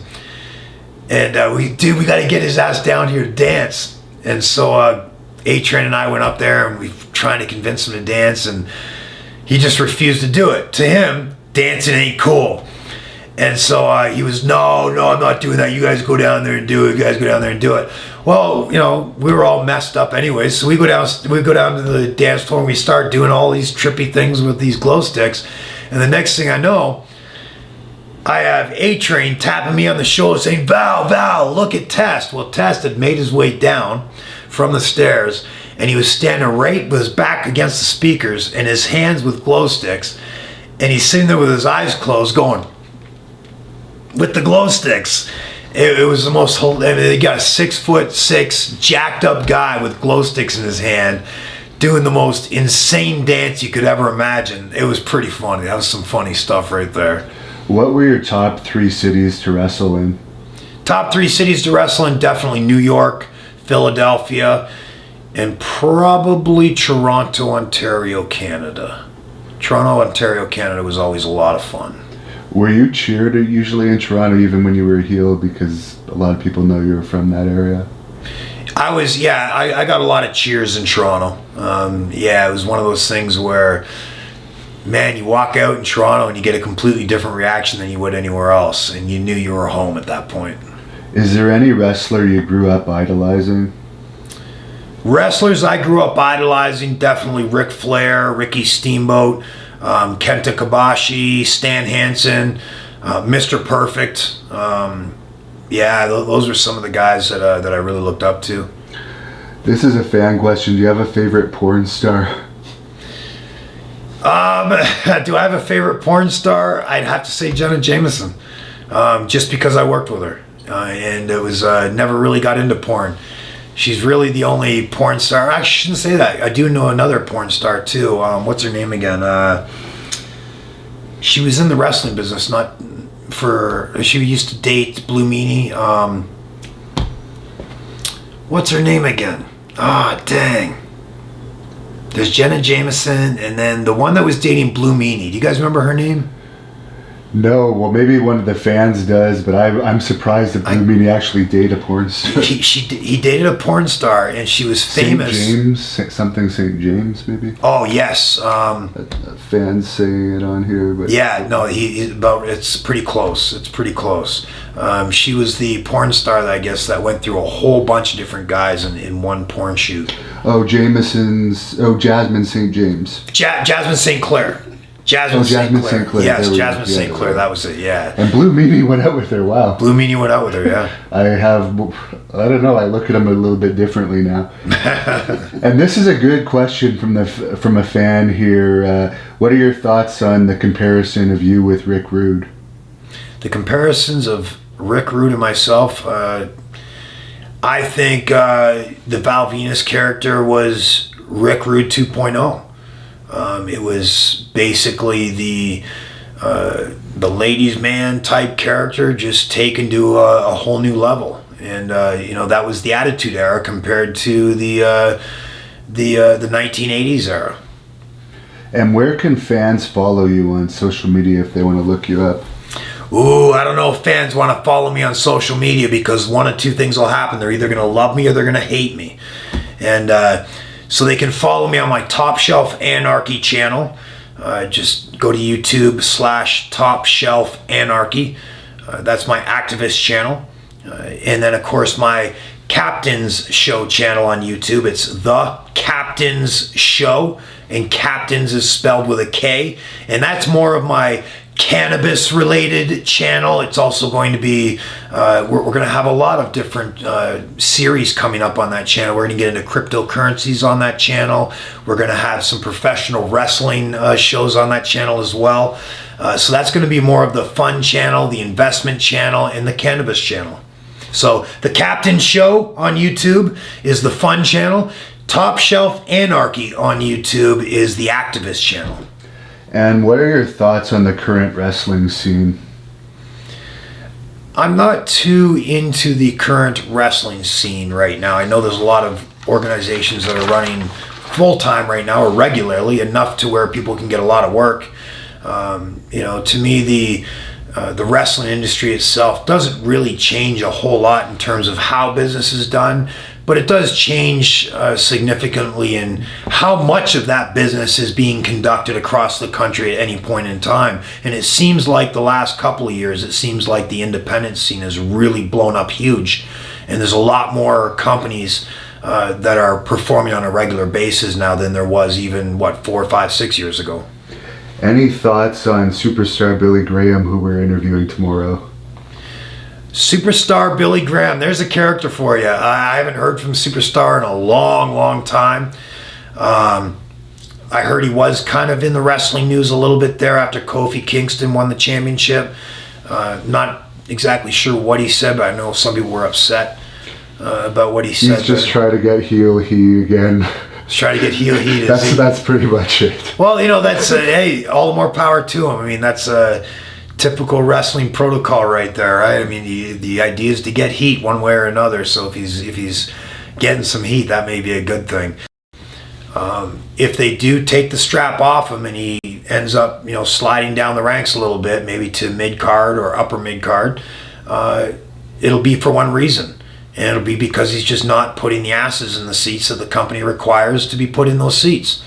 And, it's one of those things where I see a lot of guys saying, oh, they put the title on me, they took it off me, they didn't they didn't use me right, or they didn't, I hear a lot of that BS. But ultimately, if they put the title on you and they're trying different things and it's just not working, and what's telling if it works? Asses in the seats, tickets sold, merchandise sold.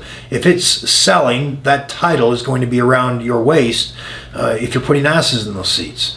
And so it is what it is. I mean, that's really the only reason they would take the title off of an individual, is if it just was not financially working out for the company. It's a business, and I want the guy that's putting the most asses in the seats to have that title, because that's the guy that's really pumping up most of the paychecks. And if they had the title, not the same one that Kofi has, but Brock Lesnar was the champion for a long time. He's probably the most mainstream wrestler they have now. What are your thoughts on Lesnar? My thoughts on Lesnar is the guy is truly a beast. He gets out, he does whatever he wants. He came into the wrestling business and put all his time and effort into really learning the skill. He was a risk taker. I mean, this guy was, when I first met him, he was over 300 pounds and he was doing the shooting star press. Impressive as impressive can be. Completely insane for him to even be trying to do a shooting star press. Not something I would have ever recommended he do. He doesn't need to. It's risky, and it's not going to put one extra penny in his bank account. And so I'm glad that he's really toned down his wrestling, his performance in terms of risk taking. I think he's developed a character that's imposing. He's vicious. He's powerful. And as long as he continues to cater to those characteristics, I think Brock Lesnar is always going to be a mainstay in professional wrestling. But the second you see, a 300-pound guy going to do shooting star presses and moonsaults and things of that nature, it's good for a pop, not good for the career. And you brought up Chris Benoit's name a few times during this. What are your thoughts on everything that happened with him? My thoughts on Chris Benoit and everything that happened with him, man, I love that guy. I loved Chris Benoit, man. He was one of the most genuine guys in the locker room, not just in the WWE locker room, but in the professional wrestling world. One of the most genuine guys that you'd ever meet. And never in a million years did I think he would do what he did to his son and to his wife. He built an incredible career, a stellar career, one that's an inspiration to. It was an inspiration to me. It is an inspiration to a lot of young wrestlers coming up. He was hands down one of the best performers in the entire planet, and I think he'll go down in history as one of the best performers to ever live. That career is obviously sullied and by what happened that fateful day. It's one of those things where, on one hand, I look at Chris, I look up to him, I honored him. His skills were unmatched in professional wrestling. He was passionate about the business like no other. He was always a super good guy to hang around. He'd always give you the shirt off his back if he needed to. And then to try to discuss what happened with Chris in the waning days there, how can you take a guy that you held up on a pedestal and then in the same breath call him a coward for what he did? Whether I honestly, and obviously I have no facts backing this up, I don't believe he intentionally meant to snuff out the life of his wife. This is just my guess. I think his wife, probably, under Xanax and alcohol, flipped out and became uncontrollable. I think he put his arm around her neck, probably to try and calm her down. He's all Xanaxed out and alcoholed up as well. And he ended up choking her out, crushed her windpipe, and she ended up dying. I think he then became unhinged when he realized what he just did. I don't think he intentionally tried to kill her. I think, and remember, these are just best guesses. No one really knows what happened. I think he then became unhinged, trying to decide what he's going to do. Doesn't want his son to grow up, knowing that his dad just murdered his child's mother. And I think he, in his own mind, I think he rationalized or attempted to rationalize just taking all three out right then and there. And to me, that's the coward way out. It is what it is. And what can you say? Tremendous performer, one of the most lovable guys in the locker room, one of the guys that, when it comes to wrestling, I think most wrestlers completely 110% respect what he did in the ring, what he did for the industry, what he did in his own career. But when it comes down to his private life, outside of the ring, out from underneath the bright lights of WWE, I think the Xanax and the alcohol got to him. And I think it got to his wife, and I think bad things happened because of pharmaceuticals and alcohol. And I don't think if that day was absent alcohol and Xanax, I think there's a good chance his wife and his child would still be alive today. And do you see yourself eventually going into the WWE Hall of Fame? You had a long career there. You definitely made your mark. It'd be an honor to be in the WWE Hall of Fame for sure. I would love to be in the WWE Hall of Fame. They are going to have to stop finding guys for pot, however, because I'd like to be that guy that when I get inducted, or if I ever get inducted into the Hall of Fame, once I'm done doing my little speech, I'm going to crack out the Captain's Cannigar. That's right, the Captain's Cannigar, a 7-gram cigar that's completely made of cannabis. I'm going to cut that end off of it, torch it, and I'm going to sit on stage and blaze that Cannigar while I'm wrapping up my induction speech. And then after I take a few puffs of it, I'm going to start handing it out so it can get puff passed around the entire arena. You think 7 grams will cover the entire arena? What do you think? Probably not. Well, we might have to roll up a few more in the back, and as they burn out, hand out a few more. And last question, just because I'm doing some UFO interviews this week. We are in Phoenix, and there's a lot of sightings here. It could have to do with military testing, but what's your opinion on all these videos out there of unidentified flying objects? Obviously, some of them are fake, but some of them can't be explained. When it comes to UFOs and things like that, I'm a facts guy. I got to see the facts. Are there real UFOs? I don't know. I do know there's a town called Sedona, just north of here in Arizona, that there's a lot of weirdos that go up there and they look for UFOs. In fact, there's a diner there that's completely done up with a space theme and aliens and spaceships and moons and stars. It's pretty neat inside there. And they got this vortex thing that they have up in Sedona, and they got some pretty crazy people up there, but it's beautiful.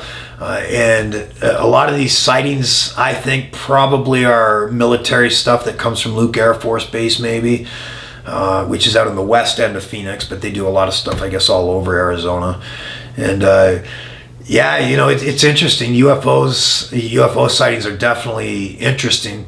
I think a lot of them are fake, but like I said, I'm a facts guy. I'm not going to say something is definitively fake unless I see facts backing that up. And if someone sees this and wants to book you for an autograph appearance or anything, I guess Eric Sims is representing you right now. They could contact him, or is there any way? I guess you've said your social media if people want to contact you too. Yeah, people can, if you're up in the Northeast and you want to book me, you can contact Eric Sims up there. He's really the guy that I use for a lot of my appearances up in the Northeast. If you want to do something somewhere else, you can contact me on any of my social media. On Twitter, it's at Val Venis, ENT. And then, of course, Facebook is facebook.com/the-Val-Venis. And on YouTube, of course, you have The Captain's Show, and it's Captain with a K. The Captain's Show. Well, thank you very much for your time and your very detailed answers going through your career today. Is there any final message you want to say to close this off? Final message I would like to say to all the wrestling fans out there and to all you pro wrestlers that are coming up through the ranks and looking to make it big in WWE or AEW or Impact Wrestling or All Japan or New Japan or CMLL or wherever it is you'd like to wrestle. Let me make one thing perfectly clear. Try your very best to save as much money as you can, and whatever it is you save, get it out of the US dollar and tokenize that value into some rock solid blockchain supporting cryptocurrency like Bitcoin, Litecoin, Ethereum, Vergecoin, Digibyte, some rock solid cryptocurrency that has a maximum cap on its supply. Tokenize the value of your savings in cryptocurrency. Don't leave it in US dollars, because inflation is going to kill you. And by the time you're done, 20 or 30 years of taking bumps in that ring and you can't do it anymore, and the value of all that money that you saved has been siphoned off by central bankers, you're going to wish that you had tokenized all the value that you saved in cryptocurrencies. You're going to wish you had done that. So that would be my biggest piece of advice to pro wrestlers coming up and to wrestling fans that have other jobs. Anything you're saving, get it in to rock solid cryptocurrencies.